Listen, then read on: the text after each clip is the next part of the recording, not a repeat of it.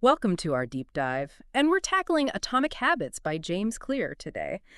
We'll be looking at, well, excerpts, really trying to, give you the tools to unlock some serious growth. Yeah, it's incredible how these tiny little changes, these habits you build, they can have such massive impact over time. It's not just some self-help fluff piece, though. Clear's got the science and some really interesting real-world stories. Speaking of, have you heard about British cycling? I'm all ears. So picture this, 2003 British cycling, they were, to put it nicely, not doing so well. A century, no Olympic gold, and forget about the Tour de France. It was like a whole different universe to them. It was so bad, a big bike company, they actually wouldn't sell them bikes. Like they said, it'd be bad for their image. Ouch. Yeah, that's brutal. So what changed? Well, in comes Dave Brailsford as their new performance director. He's got this radical idea, aggregation of marginal gains. Instead of these massive overhauls, he wants to get just 1% better at everything. Almost sounds too good to be true, you know? But that was his genius. He was tapping into the power of compounding. For our listeners, what does compounding even mean when we're talking habits, though? Okay, so imagine this. You get 1% better at something, anything, every single day for a year. Boing. By the end, you're 37 times better overall. It's like investing a dollar and getting 37 back. So think about your career, relationships, passions, that tiny improvement consistently. Huge results. Okay, wow. So not these big, overwhelming goals, but finding those tiny 1% things we can do every day. Exactly. And it works both ways. You know those times you look back and you're like, how did I get here? Those little bad habits, we don't even notice them sometimes, but they add up. They can lead you so far off track without you even realizing. The little foxes spoil the vines, as they say. So back to these cyclists. What kind of 1% stuff are we talking? Well, first was the obvious stuff, better bike seats, faster tires, the basics. But then they went deeper, testing different massage gels for recovery. They even had a surgeon come in, can you believe this, to teach them the best hand-washing techniques. Hand washing. Dead serious. Brailsford, he wanted to minimize any chance of getting sick. Even a cold could mess with training. They analyzed everything. They found the perfect pillow and mattress for each cyclist because sleep equals performance. Right. It's like they were obsessed with the smallest details, looking for any edge they could get. People probably thought he was crazy. Well, he got the last laugh. Mhm. Within a few years, British cycling, they went from zero to hero. Gold medals, dominating the Tour de France, breaking world records. All from 1%. It's incredible what consistent small changes can do, right? Makes you think twice about those minor things we ignore. Absolutely. It's a powerful lesson. And this leads into a point Clear makes about setting goals. We always think goals are everything, right? But Clear says there's something even more important. He says it's the systems, yeah. We get so focused on the goal itself, but has the systems behind them, the processes. That's what matters. So ditch the vision board. Forget those big dreams. I'm confused. Not quite. Okay, picture this. You've got the most amazing goals ever, right? But, and this is key, if you don't have the systems in place, the habits, the routines, you're not going to get there. It's like you can lead a horse to water. Exactly. Or think of it like this. Clear uses this great analogy of a messy room. So your goal, let's say, is a perfectly clean room, spotless, spend all day tidying, every little thing's in its place. Goal achieved, yeah. For now, we've all been there. It's like that after spring cleaning high until real life intrudes again. And that's the thing. You hit that goal, clean room, but did you change anything about how the mess happened? Those clothes on the floor, papers everywhere, it's all coming back unless you change the habits behind it. It's not just the one-time result. It's about making it last, changing the behaviors that get you there. Yes. And Clear talks about how focusing too much on goals, it can actually backfire on you. For one, winners, losers, often. Same goals. It's not the goal that separates them. It's like the Olympics. Everyone wants that gold medal, but it's the years of training, the daily grind that actually gets you there. Right. Another issue, achieving a goal, it's often a one-time thing. You hit your target weight, amazing. But then what? If you haven't changed how you eat, how you exercise, it all comes back. Yo-yo dieters, right? They lose a ton of weight but gain it back because they never built the right habits. That's exactly it, the yo-yo effect, he calls it. Right. And here's the sneaky part. Being goal-obsessed, it can make us less happy right now. We delay the good stuff thinking, once I get X, then I'll be happy. Tell me about it. Always chasing the next thing instead of enjoying where we're at. And lastly, Clear points out, focusing too much on a single goal, it can blind you. You miss opportunities, other ways to grow.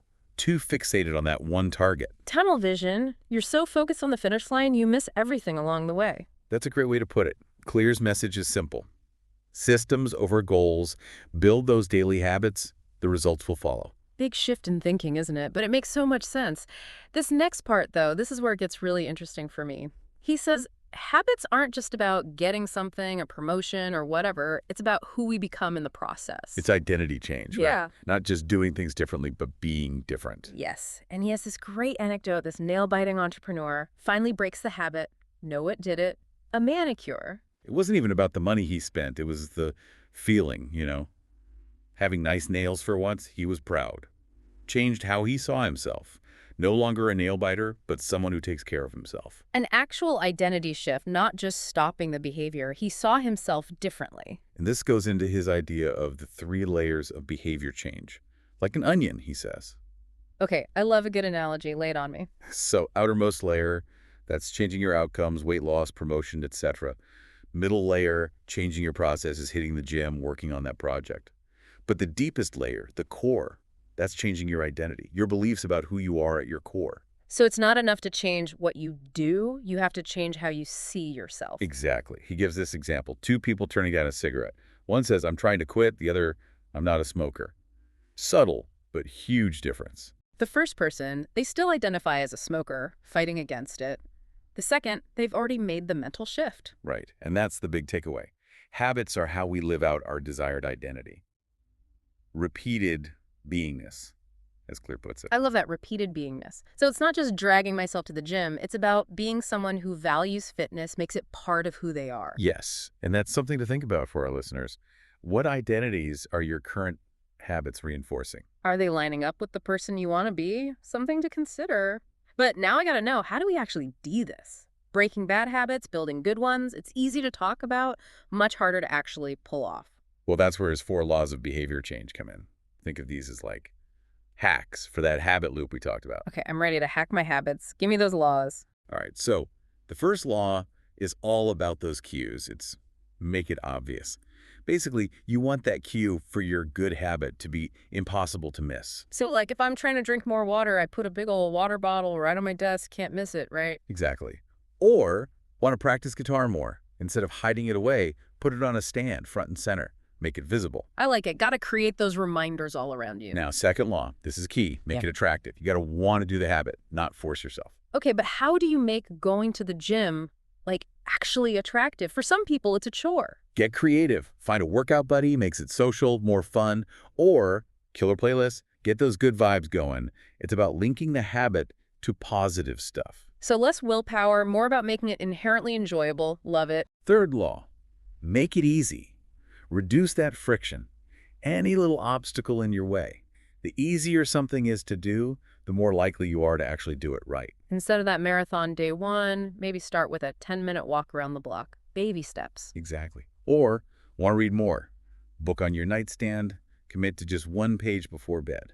Remove those barriers, even the tiny ones. Small steps, big results, right? That's what they say. And finally, make it satisfying. The habit's got to have a payoff, something that makes you crave it, keeps you coming back. So, like, if I'm eating healthier, I focus on that energy boost I get, not the chips I'm missing out on. Exactly. Or saving money, track your progress, celebrate those milestones, create that positive reinforcement. Got to give yourself props along the way. Here's the best part. These 4 laws, they work for breaking bad habits too. Oh, so my maybe scrolling through social media before bed habit, I can use these on that, hypothetically. Totally.